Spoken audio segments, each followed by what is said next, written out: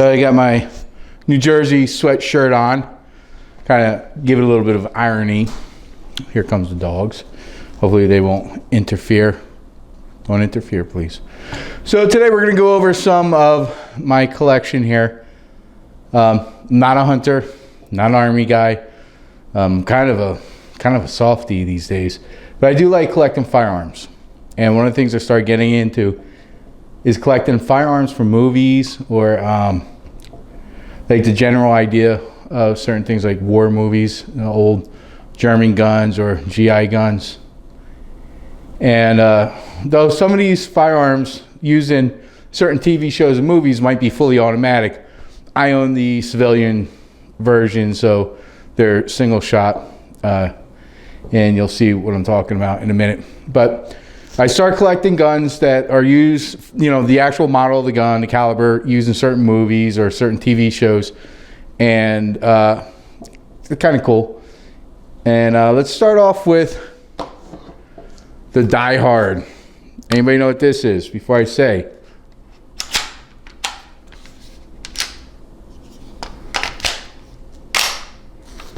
This is an MP5. Now, I have to be a little honest.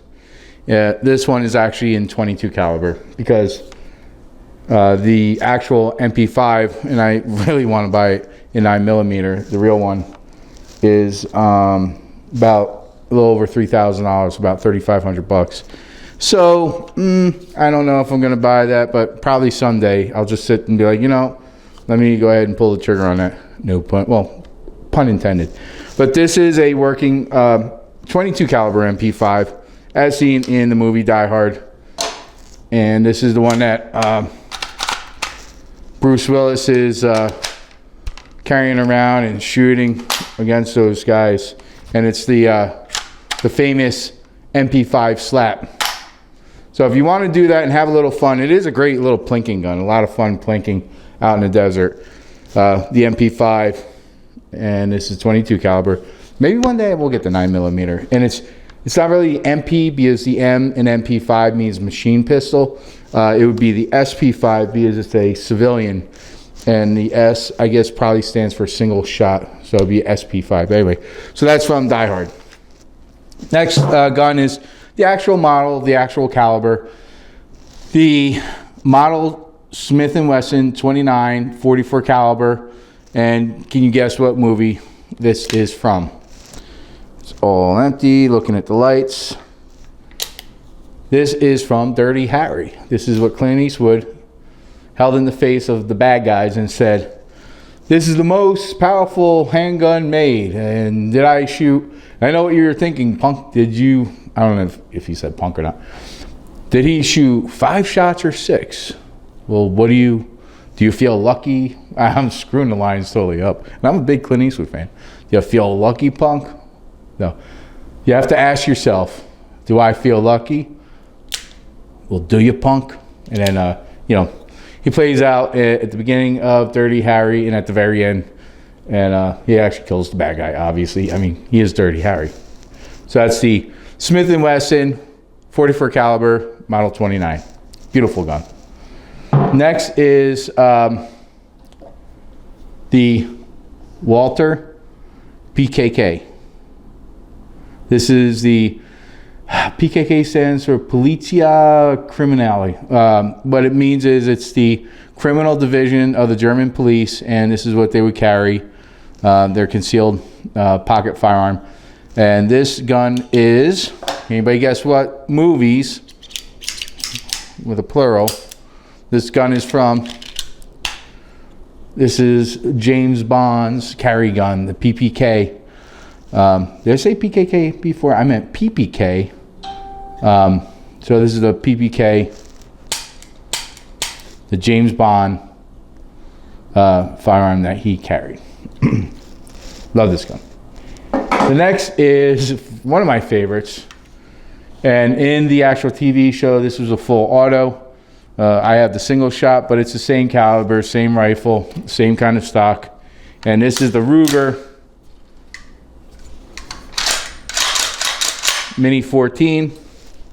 And it is from the TV show A-Team. So these were They kept these in the back of their van, a bunch of Mini 14s in the TV show.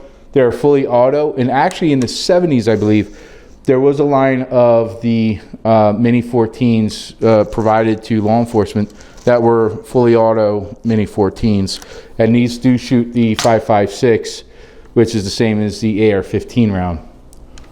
This is a really, really fun gun to go out and plink around in the desert. It's also a pretty viable gun for self-defense if you needed that.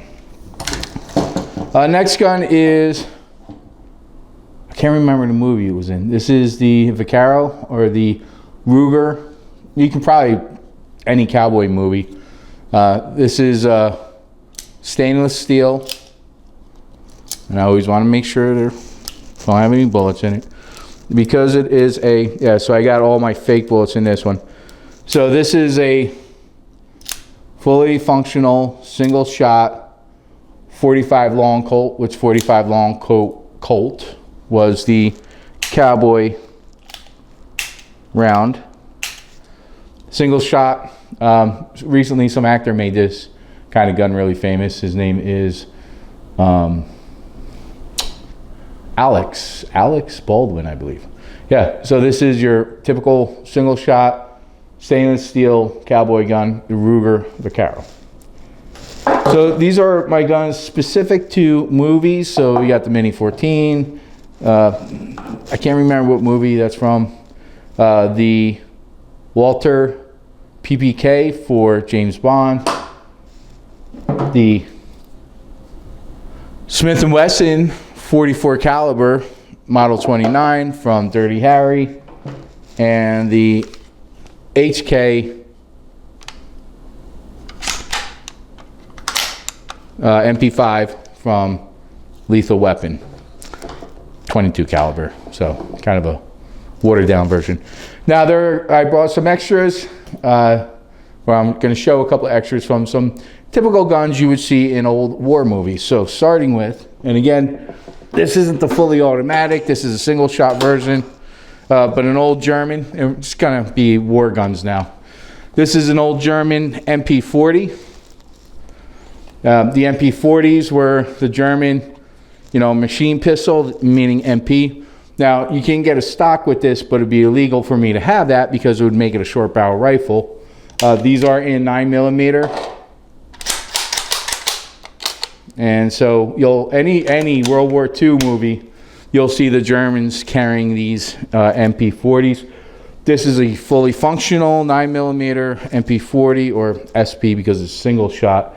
But yeah, this is a fun little gun. And these are actually made in Germany. There's a German company making the same models as the old Germans used to use. And staying on that German old German army is, we have here the Walther P38. Now the P38 replaced the German Luger. So this is a Walther German P38, old World War II gun. This particular one, I believe, was made in the 60s. So this is actually a pretty old gun. The German police have used this gun for a very, very long time. I'm starting to sweat. It is Arizona. It's pretty hot. And I got these bright lights on me. But the Walther P38, a German 9mm. And you'll notice a lot of these old guns are 9mm, especially from Germany, because millimeter, they're not imperial. They're the metric. And that's where 9mm comes from. All right, so let's talk about two GI guns during World War II. And of course, we have an actual Colt, a Colt 45, 1911 government model.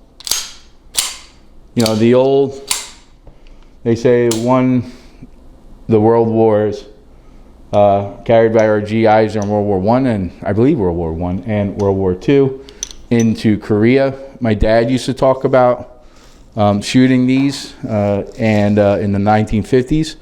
So this is an actual Colt 45, Colt 1911, old GI pistol. And then finally, the GI. Now this is an M14. Not a Mini 14, this is the M14, or the civilian version of the M14, which is the M1. The M14, during Korea, and it served at the end of Korea and the beginning of the Vietnam War until it was replaced by the M16. But this is the M1, the Springfield M1 in 308 caliber, or 7.62 by 51. Awesome little pistol here. Pistol. Did I really call this a pistol? Rifle. Fully functional. 7.62 by 51 Springfield M1. And these are my more famous guns, or well-known guns from TV shows, movies, or just about your typical war movie. And that's that.